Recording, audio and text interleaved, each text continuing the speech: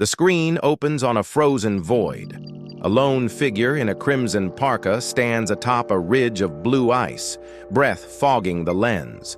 Behind him, the horizon stretches white and endless, broken only by a jagged black line that shouldn't exist. He kneels, brushes snow from a metal case, and lifts out a brittle sheet of paper older than any nation on Earth. The map is hand-drawn, ink faded to rust, labeled in a script no modern linguist can fully decode. At its center, a continent drawn beneath the ice, its coastline mirroring Antarctica's own, only larger, warmer, and impossibly alive. The figure whispers to the camera, "They told us this place sank 60 million years ago. They were wrong." This is Dr. Elena Voss, glaciologist, exile, and the last person alive who believes the Piri race map isn't a forgery. In 1513, an Ottoman admiral sketched coastlines no European had seen, including a southern landmass free of ice. Cartographers laughed, historians buried it. But Elena has spent 15 years drilling cores, chasing satellite anomalies, and piecing together a secret that could rewrite geology and upend the treaties that keep Antarctica neutral. Tonight, she's taking us under the ice to prove the impossible. A second continent, buried but breathing, waiting to fracture the world's balance of power. Cut to 1929. Nazi submarine U-530 surfaces off Queen Maud Land. Crewmen unload crates stamped with the Ahnenerbe, the SS Occult Research Division. Inside, seismic charges, magnetometers, and orders to map the hollow spaces beneath. Official logs claim they found nothing. Declassified files tell a different story. A cavern system large enough to swallow Berlin, warm enough to melt steel, and humming with a frequency that scrambled compasses. The expedition vanished. The data was sealed. Until Elena hacked the Argentine archives last year and found the smoking gun, a hand-copied version of Piri Reis, annotated in Himmler's own red pen. Fast forward to 2023. A Chinese icebreaker, Shuilong 3, vanishes for 72 hours during a routine resupply. Satellite imagery shows it stationary above the Wilkes subglacial basin, exactly where Elena's map places an ancient river delta.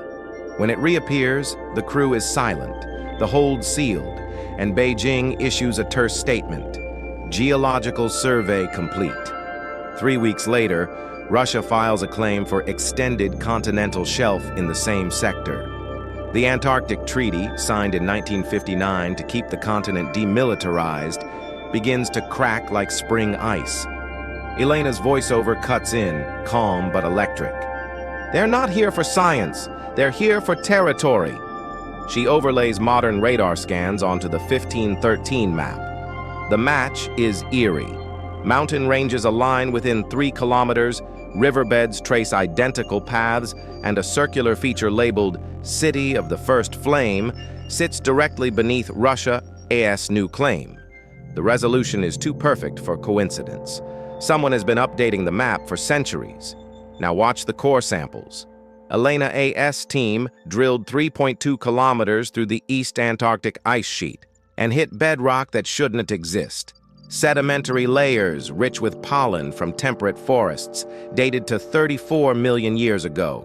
Above it, a sharp line of volcanic ash, evidence of a cataclysm that buried the land overnight. The pollen matches species extinct everywhere else. The ash contains zircons with uranium-lead ratios, screaming artificial enrichment. Translation: someone was mining here long before humans discovered fire. Cut to a grainy 1976 transmission from Byrd Station. A technician's voice crackles over ham radio. "We've got a heat signature 400 meters down, steady 28 declassified. It's moving." The feed cuts. The station is abandoned within a week, officially due to budget constraints. Elena obtained the raw thermographic film, a perfect ring of warmth, 180 kilometers wide, pulsing like a heartbeat. She cross-references it with GOSI gravity data, Europe's Goose satellite that mapped Earth's interior before it burned up in 2013. The ring matches a density anomaly strong enough to bend satellites off course. Something massive is suspended in the mantle, pushing upward, thinning the crust like dough. Here's where the story turns primal. In 2018, a Norwegian trawler pulls up a net off the Weddell Sea. Tangled inside, a human skull, elongated, with teeth filed to points and a gold inlay spelling a word in Linear A, the undeciphered script of the Minoans. Carbon dating, 4,200 years old. DNA, unknown hominin, closer to Denisovan than sapiens. The find is hushed. The skull vanishes into a Vatican vault, but Elena's source, a priest with a conscience, smuggles photos. The inlay matches symbols on the Piri Reis map, circling the city of the first flame. Someone was here recently, leaving breadcrumbs. Elena's team deploys a drone submarine into a meltwater lake beneath the ice. The feed is crystal clear. Stone pillars carved with spiral motifs, a causeway leading to a geodesic dome, half collapsed but intact. The drone's sonar pings something metallic, titanium alloy, non-corrosive, stamped with a Trident logo no nation claims. The battery dies before it can transmit coordinates.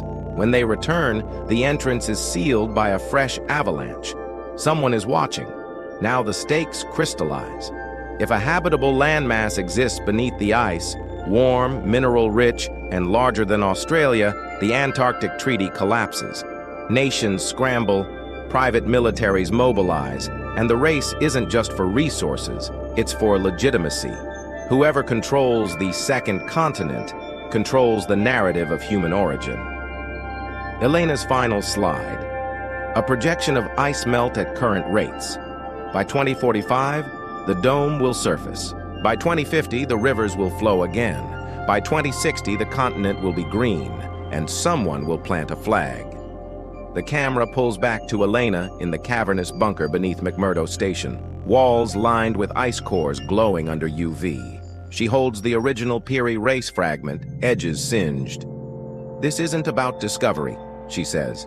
"It's about inheritance, and someone has been waiting a very long time to come home." Fade to black. A single line. Satellite anomaly detected 0014 UTC. Source, Wilkes Basin. Temperature, rising. The screen snaps to a live feed. A conference room in Geneva, mahogany table, flags of 54 nations. Diplomats argue over seismic data, while a Chinese delegate slides a folder marked Project Dragonbone across the table. The folder contains satellite thermal images, identical to Elena's, time-stamped 3 hours ago. The Russian ambassador smiles thinly. "A natural geothermal event," he says. The folder also contains a single photograph. Elena's drone, crushed like a soda can. Trident logo gleaming on the wreckage. The room falls silent. The treaty is already dead. They just haven't admitted it yet.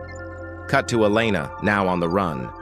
She's in a safe house in Ushuaia, Argentina, uploading the drone footage to a decentralized server before the connection is cut. Her hands shake as she types the caption. They're not hiding a continent. They're hiding a civilization. The video hits 40 million views in 6 hours. Hashtags trend. Chacker's second continent, a Piri Reis truth. Conspiracy channels splice her footage with ancient aliens clips. Governments issue denials. But the ice doesn't lie. Flashback to 2004. A U.S. Navy SEAL team, call sign Ice Dagger, is inserted via nuclear submarine under the Ross Ice Shelf. Mission: retrieve anomalous artifact from coordinates matching Elena's dome. Declassified body cam footage, leaked via WikiLeaks, shows the team descending a borehole lined with hexagonal basalt columns, impossible geology. At 800 meters, they enter a chamber. The air is 22 degrees. The walls are etched with a mural, human figures in robes, holding orbs that glow like stars, standing beside creatures with elongated skulls. The SEAL commander's voice distorted. "This isn't ours." A shadow moves. The feed cuts to static. All 6 men are listed as lost in training accident. Elena's voiceover returns, colder now. They knew. They've always known. She overlays the mural onto the Piri race map. The star orbs align with known subglacial lakes, Vostok, Willens, Ellsworth, each a node in a perfect pentagram. The dome sits at the center. She zooms in on Lake Vostok, sealed since 1996 after Russian drills hit a magnetic anomaly that melted their bit. The official story: microbial life. The leaked audio, a scientist screaming in Russian, "It's singing!" Now, the science accelerates. Elena's team analyzes the pollen from the ice cores. The DNA sequences don't match any known plant. They code for bioluminescence, organic batteries that could power a city. The volcanic ash contains nanodiamonds, artificial, identical to those produced in modern fusion reactors. Someone was experimenting with clean energy before the Bronze Age. The implications are staggering. If this civilization survived the cataclysm, they didn't just endure, they evolved. Cut to a clandestine meeting in Singapore. A venture capitalist, a Chinese general, and a Vatican archivist toast over sake. The VC slides a contract, $12 billion for exclusive mining rights to subterranean Antarctic territory. The general counters with satellite kill codes. The archivist offers silence in exchange for relics. They shake hands. The deal is done before the ink dries. Elena's final broadcast, streamed from a fishing trawler in the Drake Passage. She's gaunt, eyes hollow, but defiant. They'll tell you it's about resources. It's not. It's about control. Whoever wakes the second continent writes the next chapter of humanity. She holds up a shard of black glass, obsidian, etched with the same linear A script as the skull. This isn't a fossil. It's a key. The feed glitches. A new voice, synthetic, overlays. "Dr. Voss, your signal is compromised. Surrender the artifact." The screen fractures into static. The last frame, coordinates flashing. 343 trees, 40 then black. Silence. Then a single line of text. "The ice is listening.